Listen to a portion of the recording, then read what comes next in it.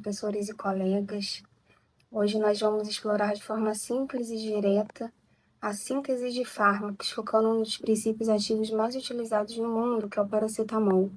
Nesse vídeo e artigo, aplicamos conceitos essenciais de físico-química, principalmente termodinâmica e cinética, para poder compreender não só como o paracetamol ele é produzido, mas também porque cada etapa acontece daquela forma. O nosso trabalho analisa a síntese clássica do paracetamol, que ocorre através da acetilação do p-aminofenol com anidrido acético, e os nossos objetivos são dois: avaliar o equilíbrio termodinâmico, incluindo a espontaneidade da reação e o calor envolvido, e estudar a cinética para poder entender como acelerar a reação e melhorar o rendimento. A nossa hipótese é que a reação é termodinamicamente favorável e que, apesar de não ser muito rápida por natureza, sua velocidade depende fortemente da temperatura. E por isso o controle térmico ele é essencial para eficiência, tanto para eficiência quanto para segurança. Além disso, acreditamos que se trata de uma reação exotérmica, o que significa que libera calor, e que por isso no ambiente industrial exige um sistema adequado de resfriamento. Eu vou passar a palavra para um dos meus colegas que ele vai estar dando continuidade na explicação. Fala, meu povo! Eu vou falar sobre metodologia, que foram quais meios a gente utilizou para achar as respostas dos pontos levantados na hipótese pela minha colega Stephanie. Ok, antes de chegar nesses pontos, eu preciso que vocês entendam de que maneira a gente chegou nesses pontos. O trabalho pedia da gente que a gente juntasse uma parte química e uma parte termodinâmica de algum processo industrial. A gente escolheu a síntese de API, que é um processo dentro da indústria farmacêutica que trabalha com ambas as áreas.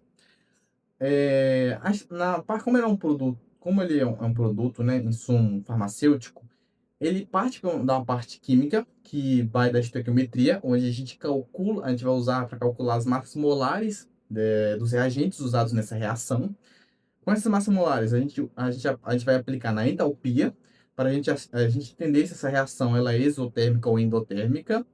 A gente passa então para a equação de Gibbs, que é para a gente entender se essa reação ela é espontânea ou não espontânea, porque isso é muito essencial dentro da indústria, porque a espontaneidade ou não da reação influencia diretamente no gasto energético dessa reação, né? O quanto a indústria vai ter que injetar para fazer essa reação acontecer. E por último, a gente aplica esse cálculo na energia do reator, que vai ser o cálculo para a gente entender quanto de energia o engenheiro vai ter que regular a máquina, o maquinário. Que isso a gente vai usar a segunda lei da termodinâmica para isso. O ideal aqui seria eu ter um reator aqui para mostrar para vocês, mas o daqui de casa quebrou, então a gente vai ter que ficar só no papel e caneta. Mas eu tenho um videozinho aqui, legal para vocês. E aqui só uma prévia, mas eu vou deixar completinho no link para vocês olharem lá quem tiver curiosidade. Então é isso, vamos para os cálculos. Boa noite, meu nome é Lucas Vieira Lima e vamos começar pela modelagem a partir da nossa reação química, nossa estequiometria. Temos a fórmula molecular do paracetamol, onde ele é formado a partir dos reagentes aminofenol e anidrido acético. É uma reação de síntese, onde dois ou mais elementos eles se constituem para formar um elemento mais complexo, no nosso caso, o paracetamol. Começamos estabelecendo algumas premissas para o nosso relatório, nossas premissas de operação. Primeiro, nós pensamos em definir uma meta diária de produção. Pesquisamos e encontramos um valor modesto para uma grande indústria como a Icolaboré. Chegamos a 2 milhões de cápsulas por dia. Multiplicamos pela quantidade de produto em cada cápsula, chegamos a 1.500 quilos de produto puro, desejado para a produção diária. Definimos a massa molar do nosso aminofenol. Esses valores estão aproximados para facilitar os cálculos. Definimos a massa molar de cada um dos nossos elementos, anidrido acético, paracetamol e o ácido acético. A proporção da nossa equação está em 1 para 1. Em seguida, fomos para uma regra de 3 para saber quantos mols seriam necessários de paracetamol para produzir os 1.500 quilos desejados. Um mol tem 151 gramas de paracetamol. Quantos mols de paracetamol eu vou ter em 1,5 milhão de gramas? Chegamos a 9.934 mols de paracetamol para produzir os 1.500 quilos.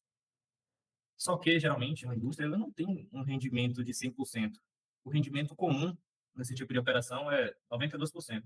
Ou seja, esses 9.934 mols que a gente encontrou, eles têm que representar os nossos 92%, porque queremos 1.500 quilos de produto.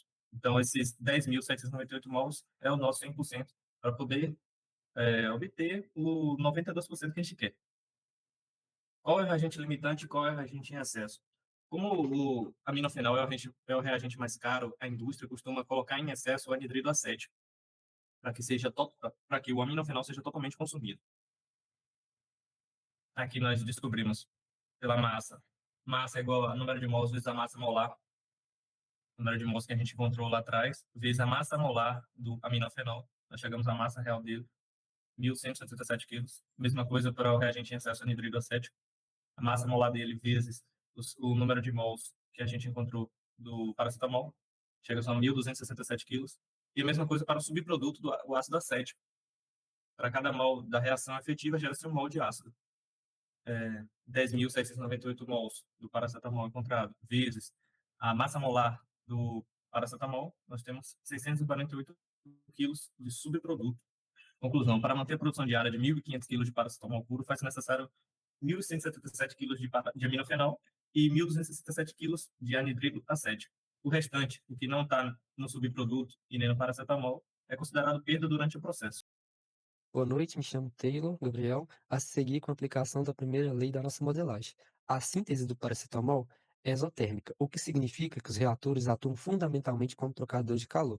Se o calor não for removido, a temperatura sobe, degradando o produto e podendo causar acidentes. A entalpia padrão de formação é o calor absorvido ou liberado para formar um mol da substância a partir de seus elementos constituintes, em seus respectivos estados padrão. E, só interrompendo, o que seria essa entalpia? A entalpia ela é a grandeza que vai quantificar o calor absorvido ou liberado em uma reação, para podermos determinar se vai ser uma reação endotérmica, absorção de energia, ou uma reação exotérmica, com a liberação da energia. Nos reagentes, nós temos uma variação de entalpia no aminofenol de 175 kJ por mol. No anidrido acético, nós temos uma variação de entalpia de menos 624 kJ por mol. Lembrando que esses valores a gente obteve de tabelas padrões, de tabelas termodinâmicas padrões, e por isso esses valores são fixos. Nos produtos, temos uma variação de entalpia de menos 335 kJ por mol no paracetamol e uma variação de entalpia de menos 484,5 kJ/mol no ácido acético. Na soma de entalpia dos produtos, nós temos menos 819,5 kJ por mol, e na soma de entalpia dos reagentes, nós temos menos 799 kJ por mol. Nós aplicamos a lei de Hess, que diz que a variação de entalpia da reação, por exemplo, ela é a reação final, a variação de entalpia dos produtos menos a variação de entalpia dos reagentes. Aí nós chegamos a um valor de menos 20,5 kJ por mol. Se temos um valor de entalpia menor que zero, significa que é uma reação exotérmica, ou seja, trata-se de uma liberação de calor. Na síntese do paracetamol, a variação de volume ela é desprezível. Os líquidos são praticamente incompressíveis, o que significa que nós temos um trabalho aproximadamente igual a zero, porque se não temos variação de volume, nosso trabalho é nulo. Então, como o processo ocorre também a pressão atmosférica constante, o calor trocado ele vai ser igual à variação de entalpia. Recapitulando, se não temos trabalho, significa que a nossa variação de energia interna é igual ao calor. E como ele ocorre a pressão atmosférica constante, significa que o nosso calor é igual à variação de entalpia. Outra coisa, toda a energia química liberada se manifesta como calor, que deve ser removido pela água de resfriamento.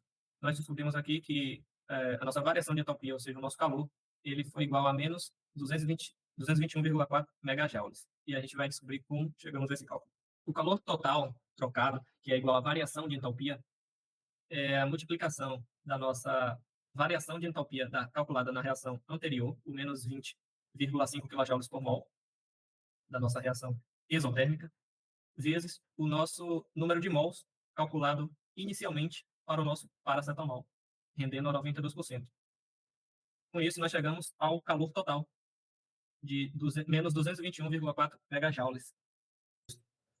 Seguindo a nossa modelagem, a gente partiu para a segunda lei da termodinâmica, que afirma que para qualquer processo espontâneo, a entropia do universo deve aumentar, ou seja, a entropia do universo deve ser maior que zero.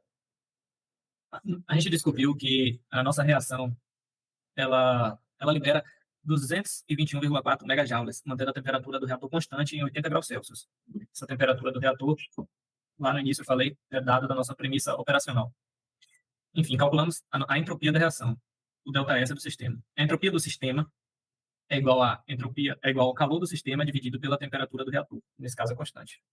Queremos manter constante. A entropia do sistema é igual a menos 221.400.000 dividido por 353,15 kelvins. A entropia do sistema, então, é menos 626.789 joules por Kelvin. O que isso quer dizer? A gente está... Porque esse valor também é negativo, né? A gente está criando moléculas mais organizadas, nesse caso, moléculas do paracetamol. E na segunda lei da termodinâmica, pelo fato da gente estar organizando a molécula, a gente gasta muito mais energia para organizar essas moléculas. Então, a gente joga fora a nossa desordem para poder criar uma ordem no nosso sistema interno. Por isso, nós temos que ter uma entropia negativa do sistema. E nesse caso, temos a entropia da água. Calculamos a desordem que é jogada na água durante a troca de calor. A água vai receber o calor que é liberado pelo reator, os mesmos 221,4 megajoules que o reator perdeu. A água não está em uma temperatura fixa, está entre 15 graus Celsius e 25 graus Celsius. Ela entra com 15 e sai com 25. Então, para efeito de cálculo, a gente adotou uma média de 20 graus Celsius de variação dessa temperatura. Olha o cálculo. A variação da entropia da vizinhança é igual ao calor da vizinhança dividido pela temperatura média da água. Chegamos a um valor positivo.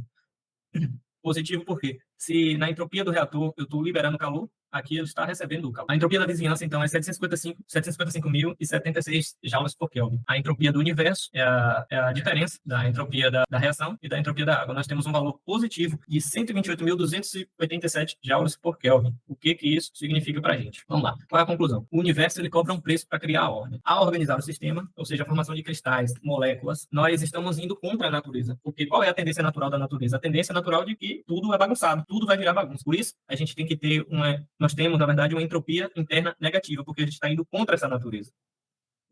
Para criar um sistema organizado, a gente necessita gastar mais energia do que ele em si, porque a gente tem que ter uma entropia da vizinhança positiva, porque dessa maneira a gente indica que o processo ele é irreversível e espontâneo. Nós não poderíamos, por exemplo, ter uma entropia igual à entropia da vizinhança, igual à entropia interna, igual ou até menor, porque isso indicaria que o processo, por exemplo, o paracetamol, ele ia voltar para sua natureza, ele não ia se encontrar no estado sólido, que é o que a gente quer, a formação de cristais, ele ia se decompor imediatamente, praticamente.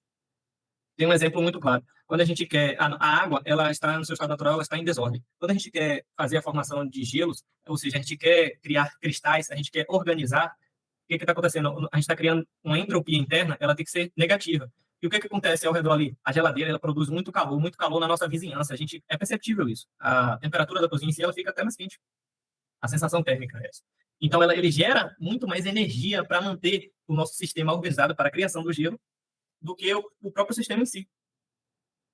No nosso reator, no nosso caso, na nossa simulação, é a mesma coisa. Para o cristal de paracetamol se formar, ou seja, ficar organizado, nós precisamos expulsar o caos na forma de calor para a água de resfriamento. Ou seja, o cálculo da segunda lei prova que o sistema é eficiente porque estamos jogando mais caos para a água do resfriamento do que a ordem que criamos no remédio, o mais 128.287, positivo. Ou seja, isso obedece às leis da física. Opa, olha aí de novo. Sentiram minha falta? Não! Eu só vim cá no final do vídeo para lembrar e mostrar, né, o quadrinho. Essas foram as conclusões que a gente tirou na conclusão do artigo. E agradecer a todos pela atenção, né? Espero que tenham gostado do trabalho. Qualquer dúvida que tiverem, é só perguntar no chat GPT, perdão, pode abrir o áudio aí que algum dos nossos integrantes vai responder no ao vivo.